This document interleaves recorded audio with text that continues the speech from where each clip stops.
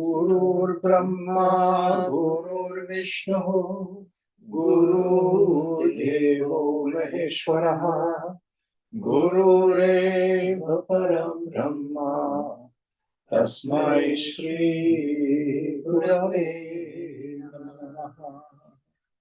Chinmayam Vyapyat Sarvam Trailokyam Sacharacharam Tatpadam Darshitam Yena Tasmai Shri Gurave Namaha. Tvameva Mata Cha Pita Tvameva Bandhuscha Sakha Tvameva Vidyat Raminam Tvameva Sarvam Mama Deva Deva Tvameva Sarvam Mama Deva Deva.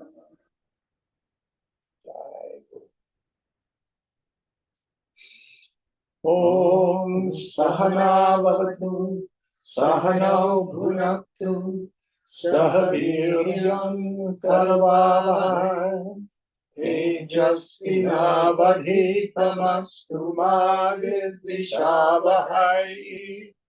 Om Shanti Shanti Shanti. So is there someone still in the hallway or did they leave? Who is it? It's Jack and Divya and Kosha. Welcome. I thought I heard the door close. Hi. Sorry. Come in. Adios. Who's like to sit on the thingy? Up are you? Yeah. Up. Where's baby? With grandma. You don't Ah. the chair? I'm fine. Yeah. Do you know everyone?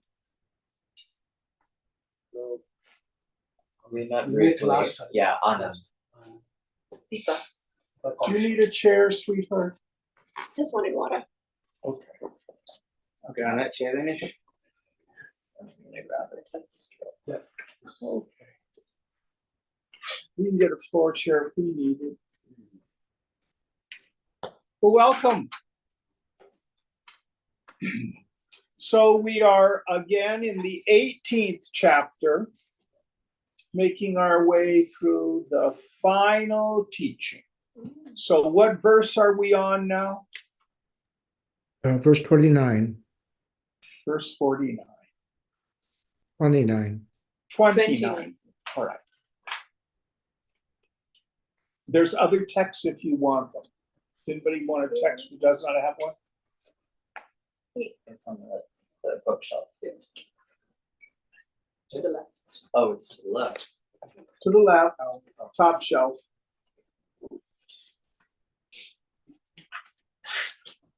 Actually, fantastic. You want the brochure? That should be fine. You help us out, please. बुद्धेर्भेदं धृतिश्चैव गुणतस्मृविधं शृणु प्रोच्यमानमशेषेण पृथक्त्वेन Dhananjay.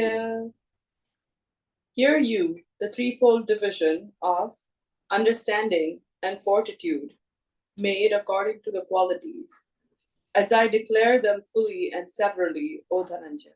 So again, what we're doing is looking at various aspects of how we are in the world, the practices we are to do as a mumukshu, as a jinyasu.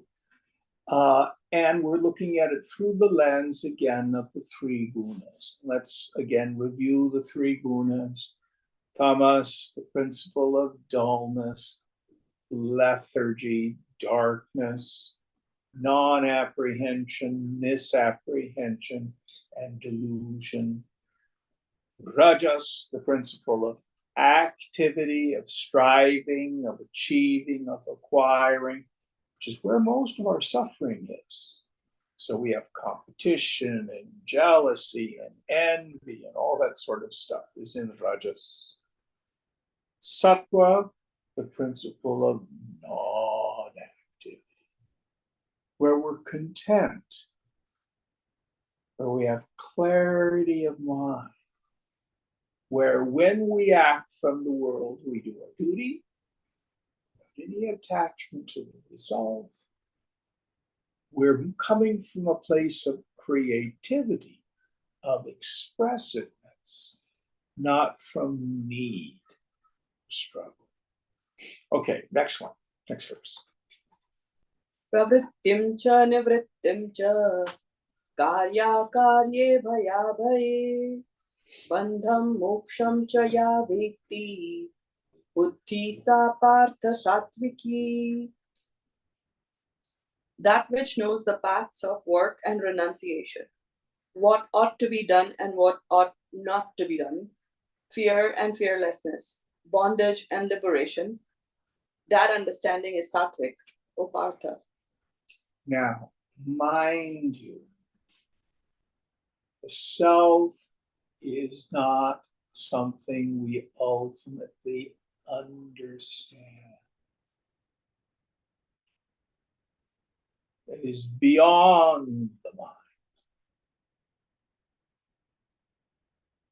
We demonstrate this. How do you know that you are you? You don't see, hear, taste, touch, or smell yourself. You're not a feeling. You don't emote yourself. You don't think yourself. But you know you are. How do you know it?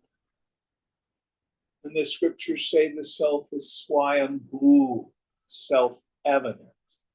Swayam Jyoti, self-luminous, self-effulgent.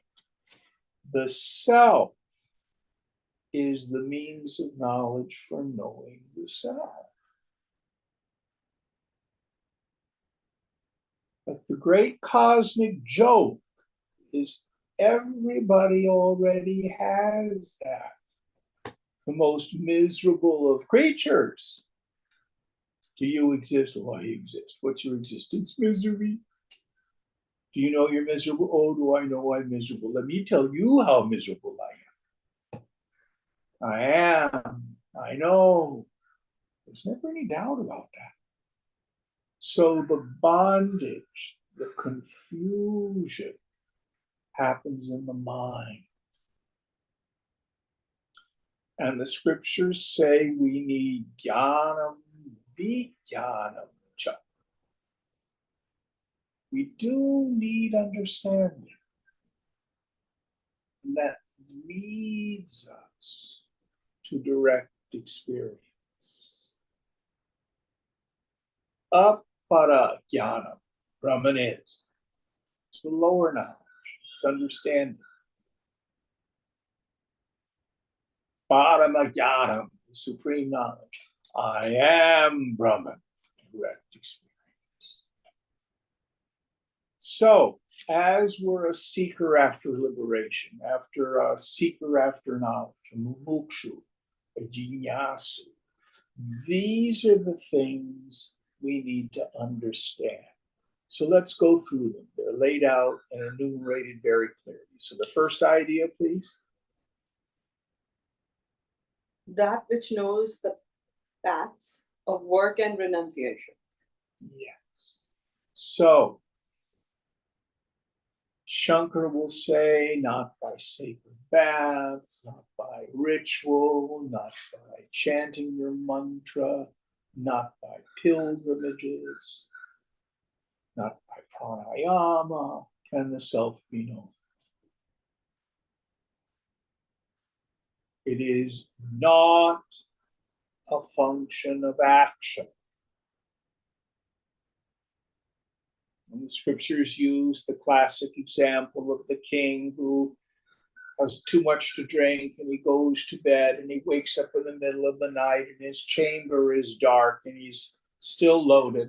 So he calls the servants to come and bring brooms to sweep out the darkness. Ain't gonna work. Because sweeping does not contradict darkness. Light. Likewise, my problem is avidya, ignorance. Now, why does the scripture give us things like puja, yajna,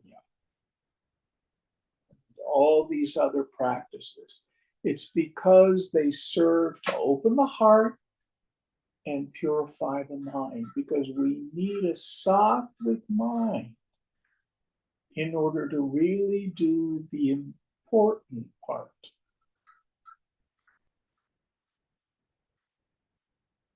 So I'm thinking of an arithmetic problem.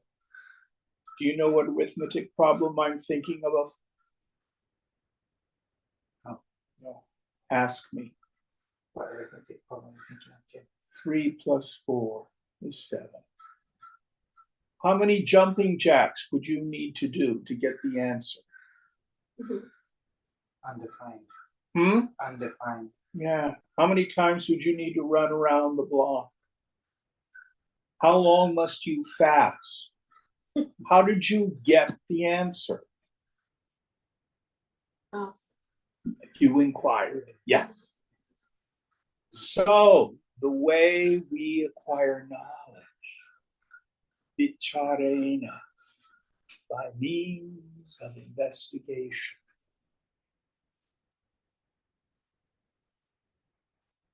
This is how we do it. So we have karma kanda, the action portion of the Vedas, which have fundamentally as their purpose the purification of the mind. Then when the mind is sattvic, it starts to naturally turn in. We start atma vichara, inquiry into the nature of the self. So the yogi needs to understand this relationship between action and knowledge, what the action portion of the scriptures is for, how to act in the world. We can go back to chapters 3, 4, and 5 and our study of karma yoga, bhakti yoga, learning how to love God. Ultimately, koham, who am I? This is the understanding of the path and the goal. It is the shift in our identification when the personal sense of self falls away. See that the real nature of the self is Brahman. You don't become Brahman. You don't get merged into Brahman. You don't get close to Brahman. It's like waking up. When I was dreaming, I thought I was the dreamer in the dream, be it a good dream or a nightmare. And when I wake up, where does the dream go? Oh. Next idea? What ought to be done and what ought not to be done. Yeah. So we can take this at many, many levels. So I'm working with a young man, and he's comparatively new to the spiritual life in many ways. And he's been a bit of a rascal in his youth. He's not been very honest. He's not been very truthful. So he's lived in many ways an adharmic life. And the end result is that he's got a lot of wreckage.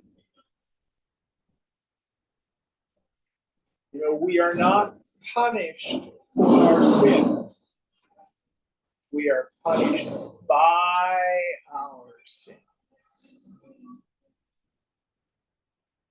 And so right now, he got an injury at his last job. And he's on workman's comp, I think it's called, where you get a check while you're in a healing process. Is that what it's called? Yes. Yeah. So another person said, hey, I've got some construction work to be done and I'll pay you $150 under the table, no taxes. There's this kid, he's new to the spiritual life. Yeah. So I'm sitting there talking to him and I said, well, you realize that's unethical for you to take money being on workman's comp and then go to work for $150 a day and not declare the money. If you get caught, it's against the law. So what you're doing is illegal and unethical. You do whatever you want. And then I said, if you're willing to work for someone who not quite ethical in his treatment of his employees, there might be problems. Sure as shooting. First work on the job. First he was supposed to work 7-8 hours a day, flat 150. Then the guy wanted to work 10 hours for the same money. You know, not clear. That's what happens when we engage in the world and we're not satyam, truthful, people of integrity. In this morning, you make the choices. It's not evil, it's just stupid. That's all. We get the inevitable results of our actions. And of course, the foolish person, they did it to me. It's the world that's out to get me.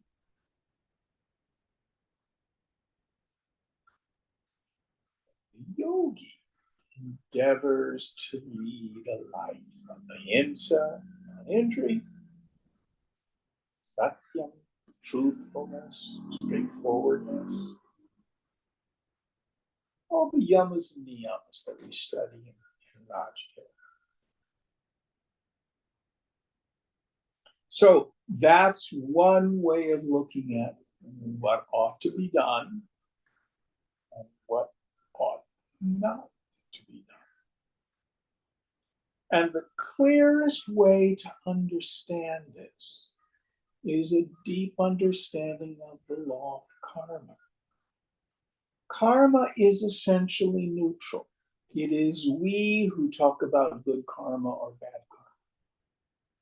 The law of karma is actions, that's all the word karma means, done physically and also to some degree mentally. Create energy that goes out into the universe and then it comes back. It's like dropping a pebble in a pail of water or a pond. The ripples go out and they come back. So a yogi pays attention to what she does.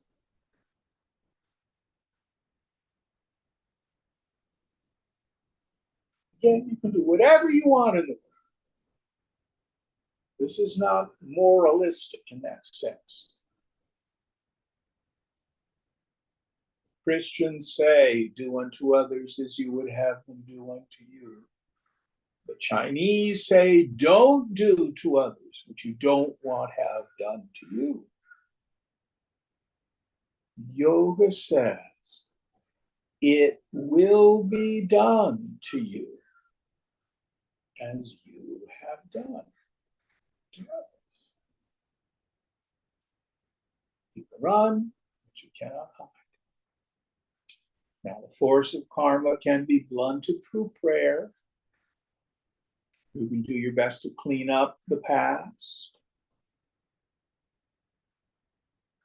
As you develop more vairagya, as the pinpricks of life come, which are only the results of our past, mostly done in ignorance, we don't reinfect the situation through resentment, revenge, redress, etc. But if you clearly understand this, it makes right action clear. Any thoughts or questions about this?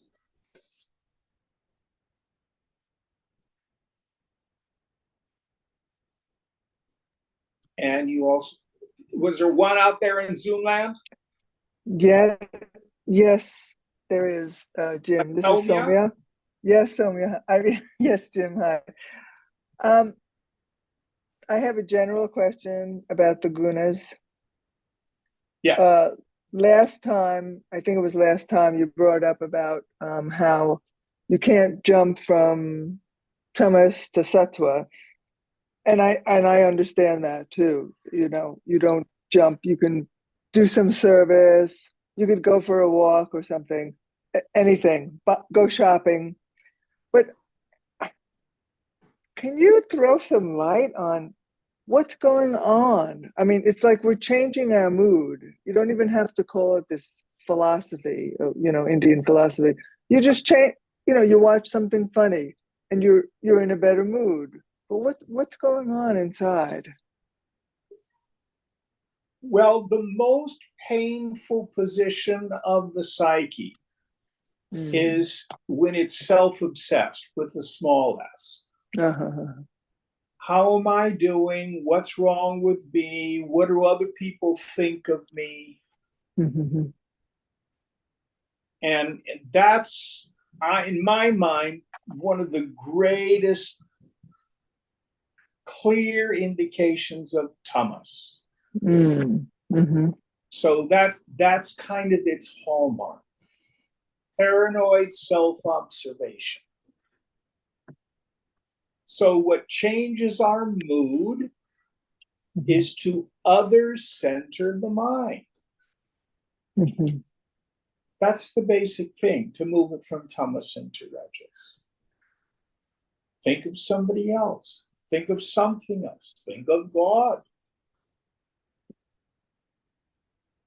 Most of us wouldn't, how can I put this? Okay, sometimes when we talked about kleshas, defilements, character defects, you can say, oh, I have anger. You know, I have anger issues. You know, okay. Lust. Oh, yeah, I'm afflicted by lust. But few of us want to admit, I have self-pity. I spend all morning reviewing my misery. It's so unsexy. That makes sense? Yes, That's yes. That's an affliction. Yeah. And the solution is turn your mind to something productive. Now, psychotherapists will say you want to go causation hunting. The reason you feel this way is because of some trauma from your childhood, or somebody was mean to you in the 7th grade, whatever. And that may be the cause. I don't know for sure.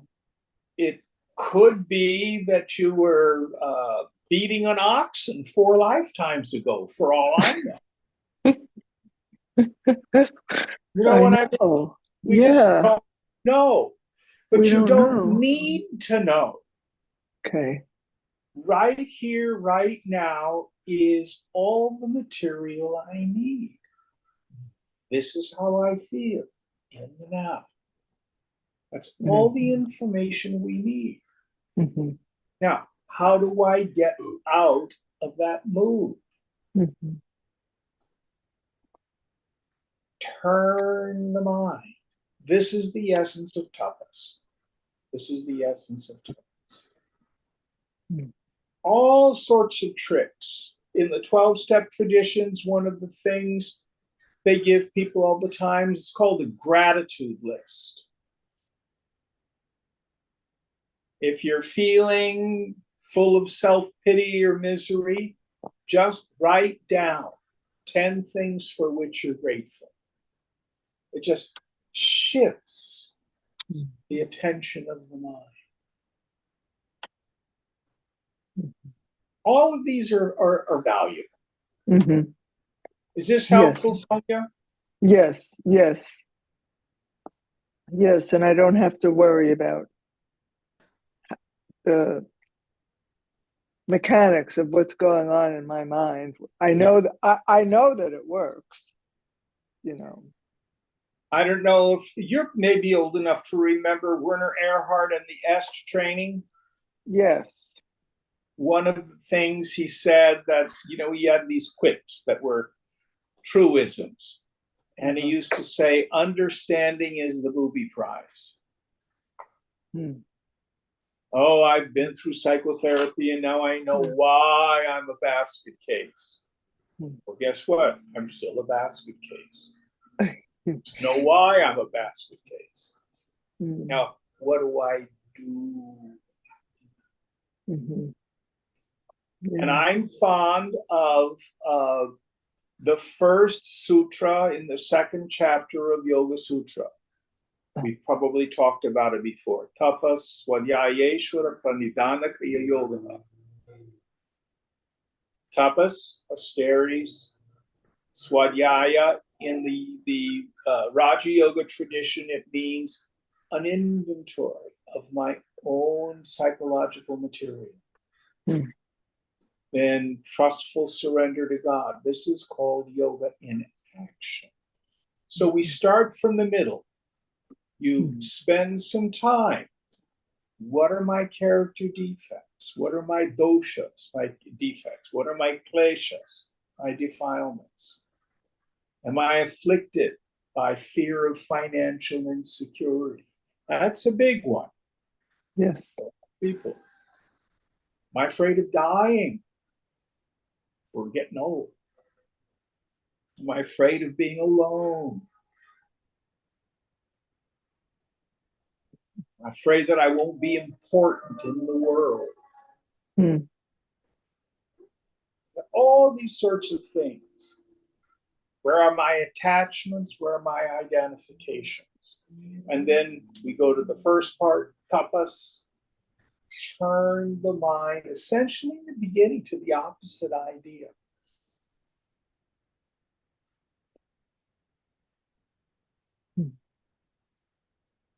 Opposite of fear is faith. Well, Jim, I don't feel it. I don't care if you feel it.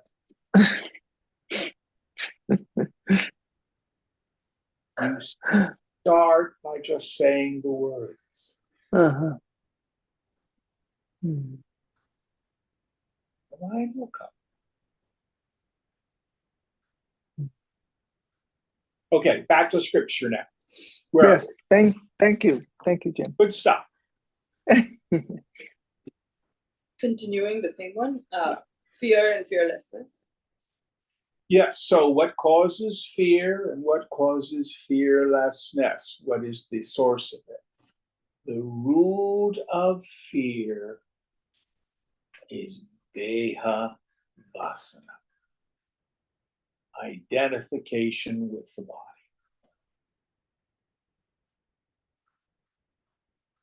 And I'm always concerned about securing, protecting, defending this small self. It's constant.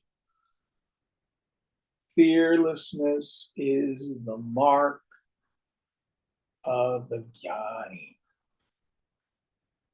to use Gita's term, the Stita Prajna Purusha, the person of steady wisdom, the Jivan. Nothing's going to harm you. One of the last teachings of Ram Das, even dying is completely safe.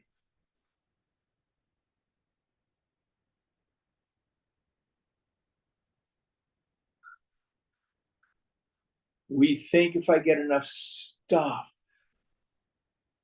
that'll keep fear away. And yet Krishna says no one is more fearful than a wealthy man. Always afraid someone's going to get their money.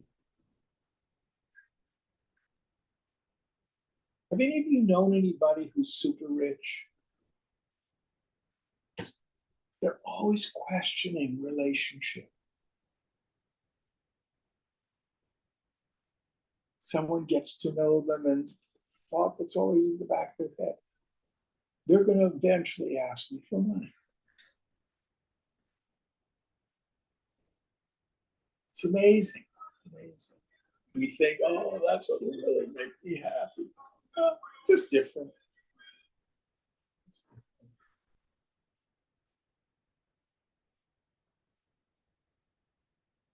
I was talking with a student a few years ago, and he's a bioengineer. He was working for this company. He's a good yogi.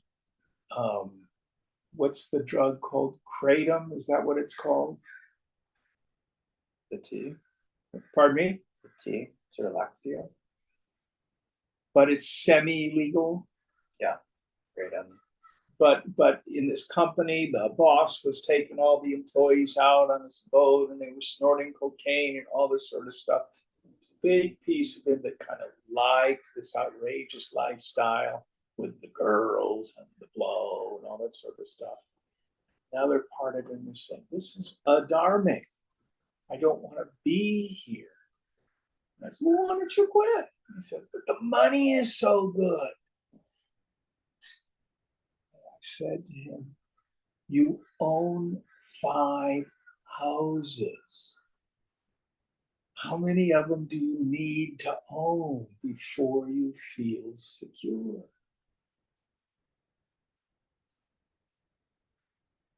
No amount of zeros after your net worth will free us from fear.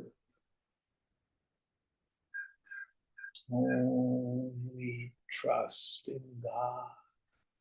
Ishvara Pranidhana frees us from fear. Any thoughts on this? I'm not saying not to acquire wealth. There's nothing wrong with it. But if you think the acquisition of wealth will free you from fear, you're foolish. That's all. Next one.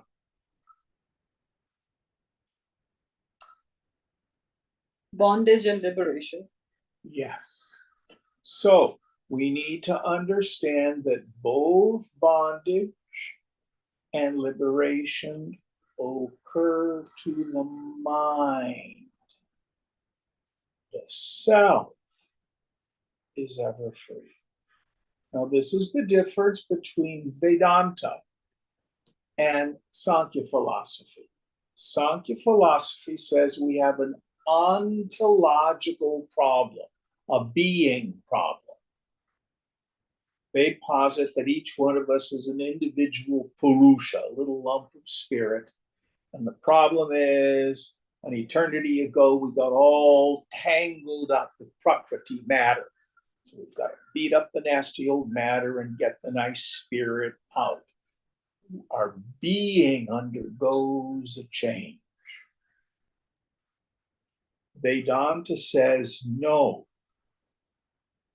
The self is ever free.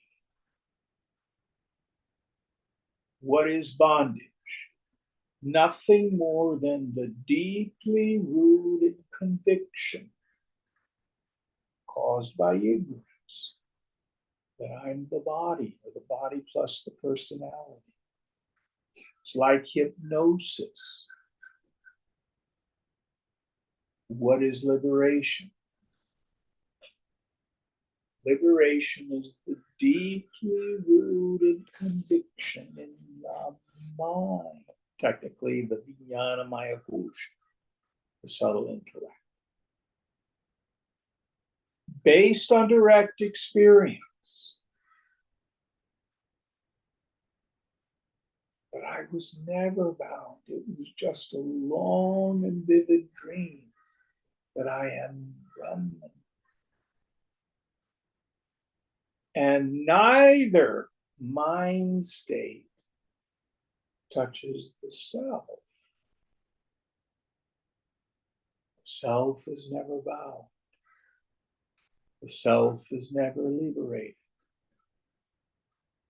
Liberation is something that happens to the mind. The buddhi, the intellect, becomes buddha, awake.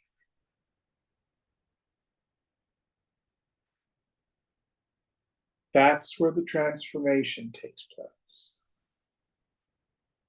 Now, this deeply rooted conviction in the intellect is not gained through repetition. I am Brahman, I am Brahman, I am Brahman, I am Brahman. That's just a useless waste of speech. In the scriptures, we get the classic image of the snake in the rope. Vajrasarpa. The story is someone's walking along a path at dusk, and they're tired, and they look down on the path and they see a snake. Totally freaked out, filled with fear. Another person comes up, and the first person says, "Don't get any closer. There's a cobra there. It's going to bite me and kill me, but you stay away." And the second person happens to have a lantern, holds up the lantern and says, "Sir, I think you're mistaken. It's not a snake, it's a rope." The person looks. Sure enough, no snake. It's just a rope.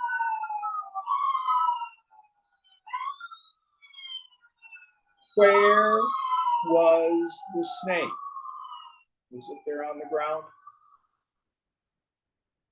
Yes, no? Yeah. Where was it? In your eye, yeah. Doesn't mean it wasn't powerful. I think of the fellow who went into the pizza place. I think it was in DC. Good-hearted fellow with a rifle, because he believed that Hillary Clinton was running a sex ring and predating on children in the basement. Do you remember that story? It was cray-cray. But he believed. Caused him to act in a very deleterious way, with a lot of fear and anger and stuff. So, false apprehension, initial non-apprehension, subsequent misapprehension is powerful. Now, let's go back to our snake in the rope. Rope, rope, rope, rope, rope. Is that going to work? Oh, I'm working so hard. I've got a baseball bat. Every morning when I do practice, I beat up that snake.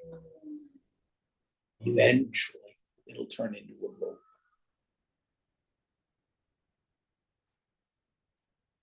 We call that mortification of the flesh. If I do all sorts of austerities, if I fast for days on end, if I sleep on a bed of nails, if I stay up all night, I punish the body.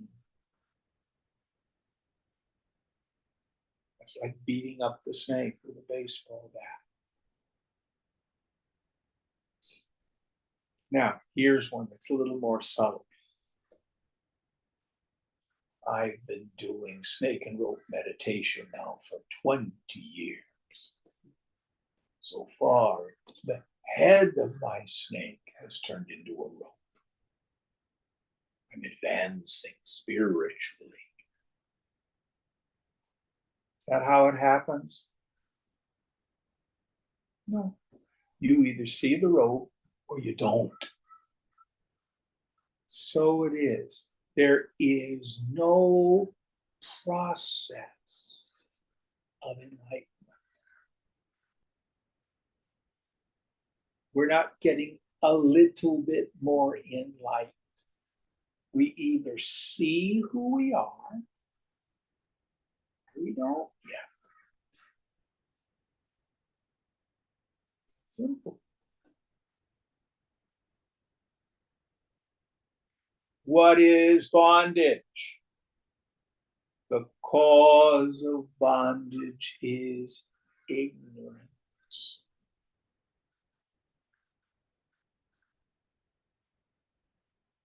We have veiling power of ignorance, then the subsequent projecting power. So I do not know that I am Brahman. Instead, I think I'm the body or the personality. Gaudapada and Mandukya calls it jiva bhavana, the attitude or the feeling that I'm a person. And that always has an element of discontent, of incomplete. Then I have a goal. I'll be happy when, it'll be better if.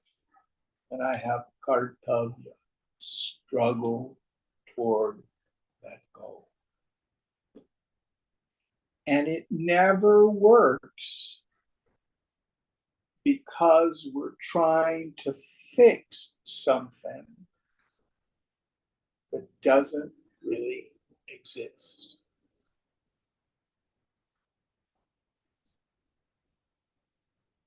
It's like the very first Star Wars movie when R2-D2 projects the hologram of Princess Leia.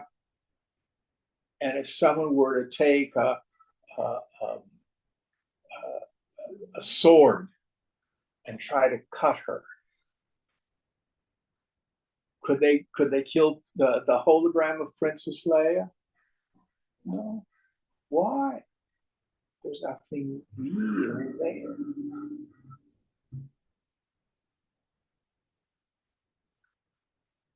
So the antidote to my bondage, in the end, is Atma Vichara, inquiry into the nature of the self. If that's difficult, then we do the preparatory work, which in and of itself does not yield realization. It purifies the wonder sword of the mind. Subtle intellect, so you can slice through the ignorance. This is very important.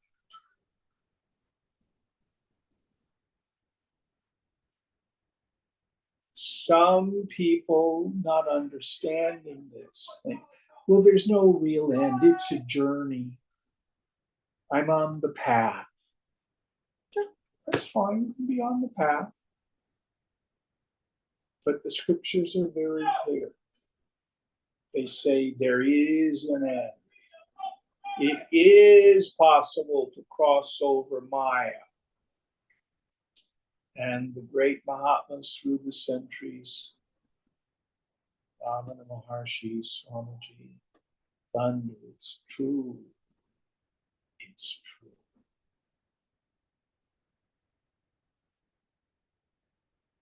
Next idea. That's it. Next verse. It ends by saying that understanding is sattvic. That understanding is what? Sattvic. Yes.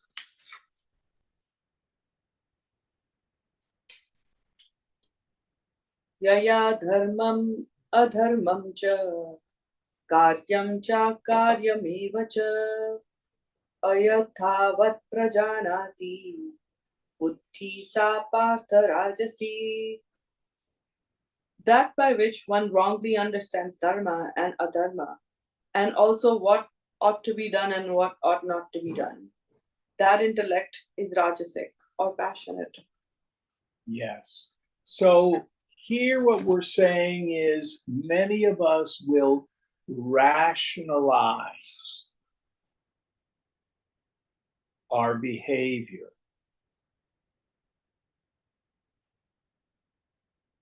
We justify our wrong understanding. So you stole a pair of shoes from Macy's. Yeah, they're the man. You know, they're a big corporation ripping things off. That's why I get back at them. That's why I stole the shoes. That's a wrong understanding. Here's another big one. Fighting for peace is an oxymoron.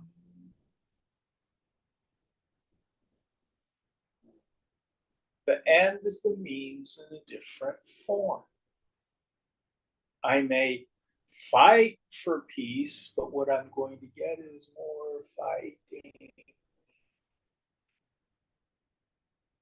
This, just clear example, was the great power, this country, of Dr. Martin Luther King.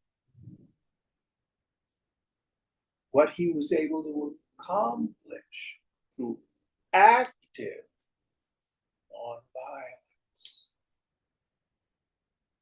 A lot of people don't believe in that anymore. They want to throw bombs and attack people. As Gandhiji used to say, if we continue to do an eye for an eye, in time the whole world will be blind.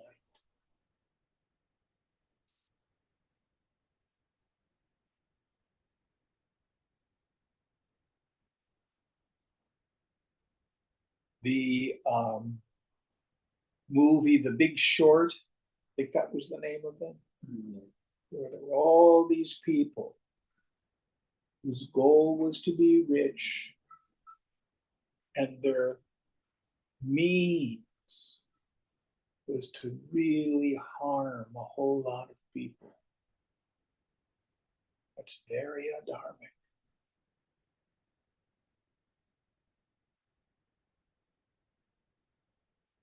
Now, it may not come back in this lifetime, but it always comes back.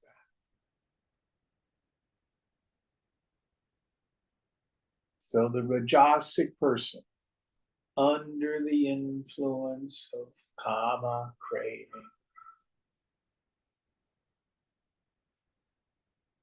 aversion, desha, bhaya, fear, will justify or rationalize.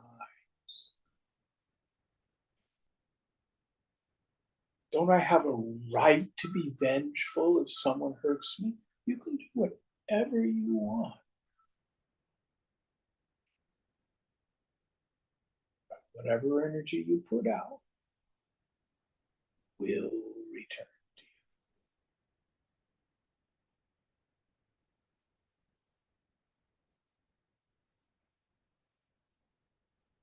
So we're deluded. We justify bad behavior, wrong thinking. You be subtle. Like many of us think that worry is a solution. So you've got a project due in the future, you've got a test to take, a pilot to present, and you worry about it. Who does that? Anybody? That's when you don't worry. But worry is not a solution. Worry only upsets you. That's Rajasic thinking that that's a solution. Any thoughts on this? Next one. Adharma dharma mitiya manyate tamasavrata sarvarthan viparitramsha buddhi sa partha tamasi. That which, enveloped in darkness, sees adharma as dharma and all things perverted, that intellect, O Partha, is tamasic. Yeah. So basically, when we take on the life of, in a modern situation, I have a student who works for the government, he works for the FAA. And I jokingly talk with him, you know, what the definition of a government worker is. No, how a government worker is like a broken rifle. It won't work and you can't fire it. And so there are people whose goal in life is to get a job where they don't have to do anything and that they can't get fired. That's Thomas. Whereas you have a right to work at what you love. You have the right to express your God-given talent and creativity.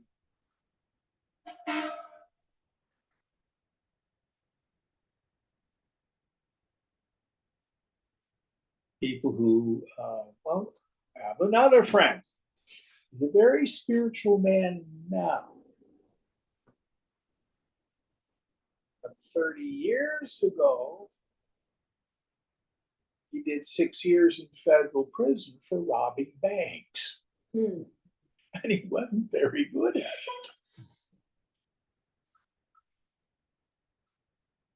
He thought he was smarter than all the others. Get away with it. Nope.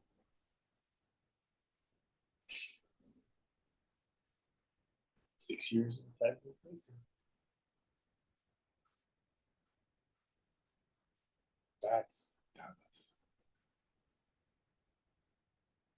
All right, next verse. Yes. When you're pointing to your gurus, I've only ever met someone like you, like in person. I've never met these kinds of gurus. So I'm curious, sometimes like I think the teachings, especially when I'm really meditating, feel really real. But otherwise, there are times when I'm like, how do I know this is really real? Like, what if I'm wasting my time? Excellent question. Now, you are someone who comes from a Hindu culture. Yes. So in the Hindu tradition, we have what we call the 4 pramanas. The word pramana means authority or means of knowledge. It has 2 meanings. So if you're a Hindu, the first authority is Shruti. And for our purposes, it means the teaching and the practices in the Upanishads. Now, one of the things you tend to find in Hindu culture, if it doesn't work, it tends to fall out of the canon. People just quit talking about it a whole lot. I mean, do you know anybody who does the Ashwamedha horse sacrifice? No. Do you? Yeah, you slaughter a poor horse after you send it running around. You know, it's archaic now. We don't think about it. It's there in the Vedas. But the things that tend to survive do so because they work. Second pramana is the recorded evidence of the saints and sages through the centuries, the Smriti. Lord Krishna said it, but Ramana Maharshi said it. We're studying Panchadashi on Monday nights. Vidyaranya says it. I went up to a wedding last weekend, and my Uber driver in Cupertino, the disciple of Neem Karoli Baba. Yeah. He knows. Neem Karoli Baba says it's true. It's true. Then the third pramana is your own logical reasoning. If you really think some of these principles through,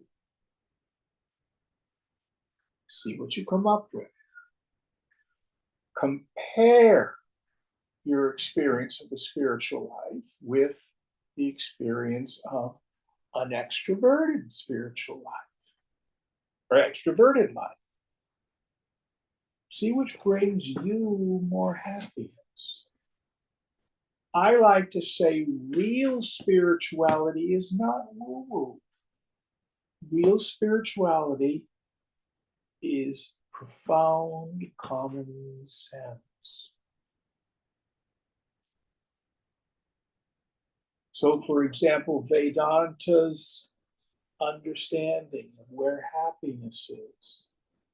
The world says happiness is in people, places, things, and conditions.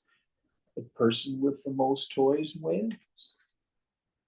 Strive hard in the world for cash and prizes. And all I can say is, how's that work out for you? Nothing wrong with it. Is it efficient? You're a doctor.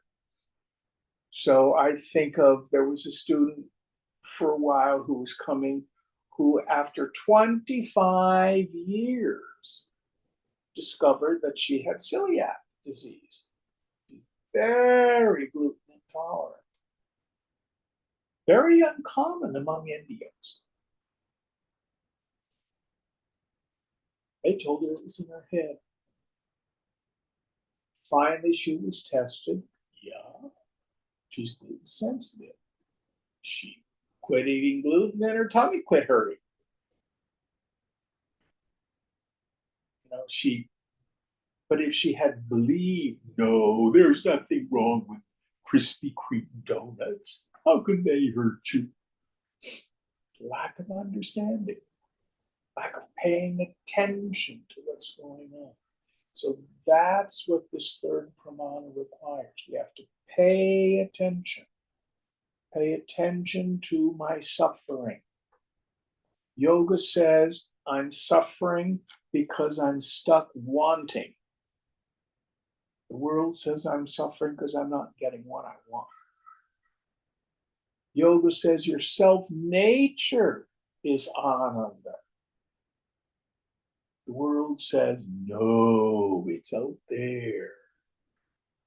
How's that working out for you? That's all the yoga says. Last pramana is your own direct experience. Now, there's a film that's a kind of a romanticized biography of Swamiji's life. It's called On a Quest. I think you can probably find it on Netflix. I don't know. It's on YouTube. It's on YouTube. But anyway, when he first gets to, and he was an atheist, he was a Marxist and an atheist. So when he first gets to Rishikesh and he's hanging out at the Shivananda ashram, there's two different stories. The one story is that he wanted to just learn about all this. The other story is his journalist assignment was to bust the gurus. Karl Marx says religion is the opiate of the populace. It's all the gurus who are keeping the Indians in bondage. And he says to Swami Shivananda, all this deity worship and the puja and all that sort of stuff, it's all superstition. And you know what Shivananda said? You're right. But there is something in the teaching that's real. And that's the Yoga Vedanta. And Swamiji, as a spiritual scientist with a towering intellect, an enormous skeptic, tried it. And you're a jack of both scientists. You know the scientific method. You come up with a hypothesis, and then what do? Test it. Test it, search and research. And if the hypothesis turns out to be false, you discard it ruthlessly. If it turns out to be true, be willing to drop your preconceived prejudices. Is this helpful? Yes. Now, the root cause of liberation is sadhu sangha, association with the wise. If you spend time with men and women of knowledge,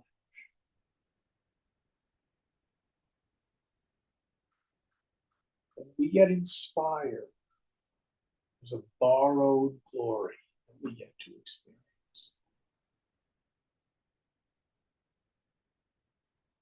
And that can help us with our faith. Very good question. Very good question. And sometimes the scriptures are wrong. Did he say that? So, for example, those of us who've been raised Christian, St. Paul says, wives, obey your husbands. Slaves, obey your masters. We know that's garbage. But there are certain moral precepts that we have in the Vedas, which are colored by the cultural and historical context. So your ultimate authority is always a well-formed and well-informed conscience. Let me give you an example. For hundreds of years, maybe thousands of years, most marriages in Hindu culture were arranged. Today, I happen to think love matches are just as valid. I think maybe it's wise to live with your partner for a year before you get married. Mm-hmm. You learn a lot that way. That's because in modern times, we don't have the great prejudice against romance out of marriage as cultures were. There's all sorts, many things. Marrying someone outside your caste, that was a big no-no. But today we don't know. That's limited. It may have had an import at one time in history.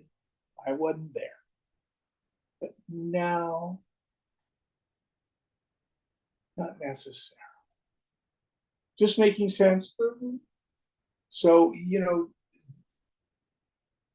don't abandon a well-informed and well-formed conscience. That's your ultimate authority. Any thoughts on this?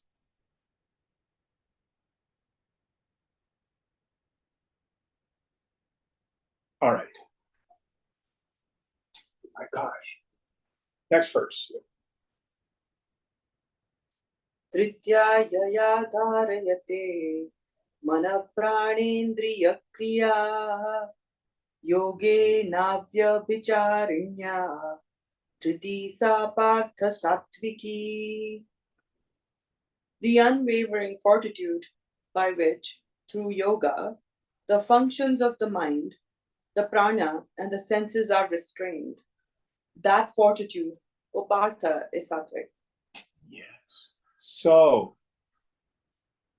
it takes discipline, it takes fortitude to do this work.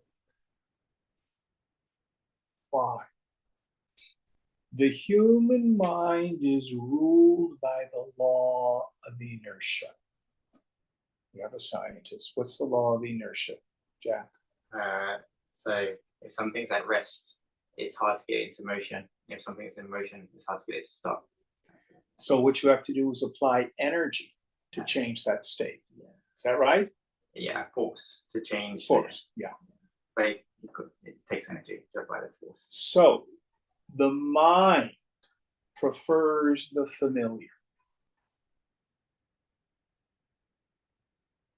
We call them sanskaras. They're like scars. I think even the convolutions in the brain may be an outer sign.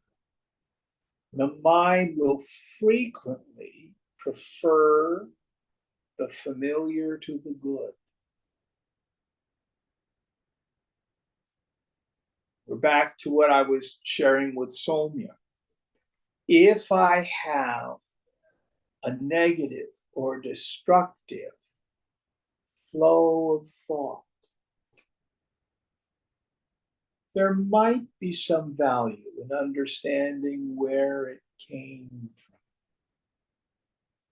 But again, understanding where it came from is usually not enough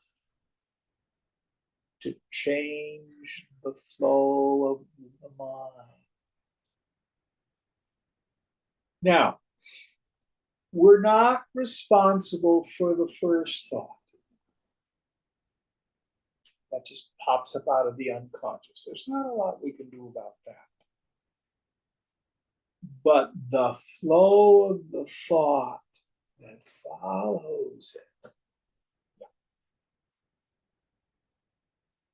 So our job, the essence of tapas, just like the law of inertia, is we have to have the fortitude to move it in another direction.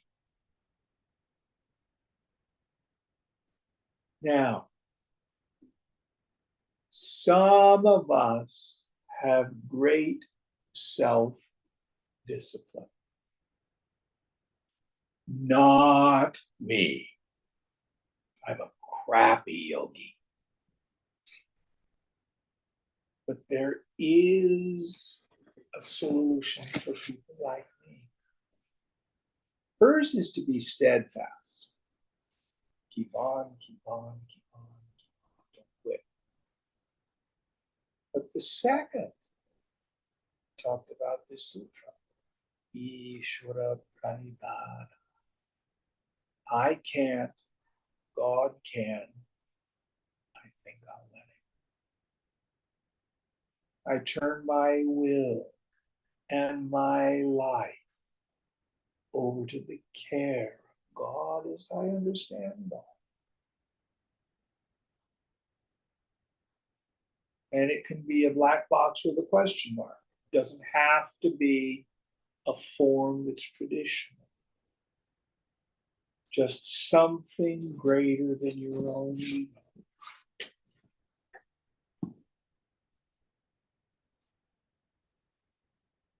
God, I'm filled with fear. Every morning, this is the assignment. God, free me from fear today. Direct my attention towards something productive. Let's say I have anger issues. God, free me from anger today. You don't do it just once. You do it every day. The word discipline comes from the same root as the word disciple. and the word scissor come from the same root. So if you're an undisciplined person, we let God discipline.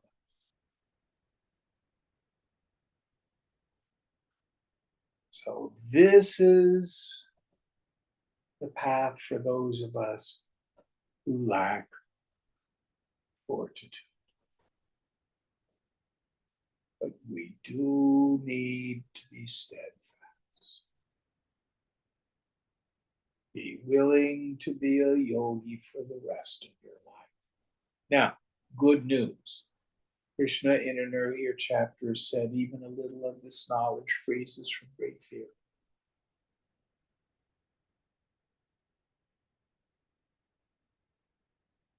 So again, as a scientist, you may have colleagues who put all their hopes on a particular project and they have a hypothesis and then they do all the testing and it turns out to be a failure and they're devastated and crushed. You've known people for whom that's an issue? Yep. And what does a successful scientist do? Move on.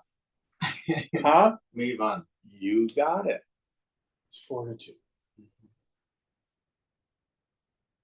So as yogis, you may have had a terrible morning filled with anger and fear and resentment and self-pity. The good news is you can start your day over at any moment. Okay. Right now. Today.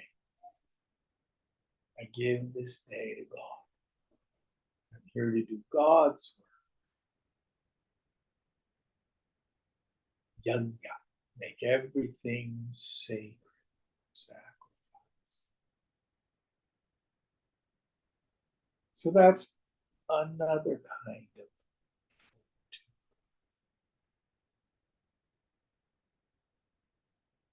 Now, Paramahansa Yogananda used to say environment is stronger than will. So I know, Anand, you go to the gym. Have you ever talked with another person who's just starting out on a gym routine but can't get themselves to go? Yes. Many people will suggest get a gym buddy, Just today. someone to go with you. Have you ever suggested that to someone? I have. Just today. Because environment is stronger than will. Ask for help. Ask for support. All right, it's 8 o'clock. We'll end here. What verse are we on for next week? 34. Okay. Can I ask a question? Sure. Last one.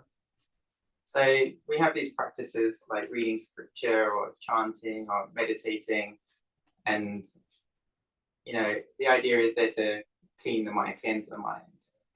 But is it the ultimate goal not to do these at all?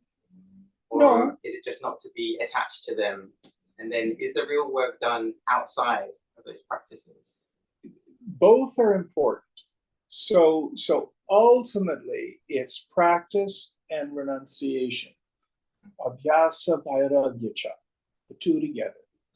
The real work is mature detachment in and through the world.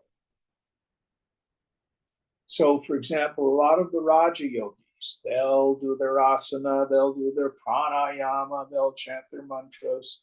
But then when they get up and go out in the world, they scream and yell at people and they're all caught up in I, me, mine, and stuff like that. Doesn't do much good. Did that make sense? Yes. So when Shankara talks about the qualifications of a fit student, he says the person who is medha, which means who has a keen memory. The outer meaning of that is someone who can memorize scriptures, passages. The deeper meaning is you can apply the principle in the life situation. That's the work that needs to be done. I'm gonna let the other people go. You're more than welcome to stay after. We can talk more about it if you want. Om Purnamada Purnamidam Purnat Purnamudachyate Purnasya Purnamadaya Purnamevavashishyate. Om Shanti Shanti Shanti.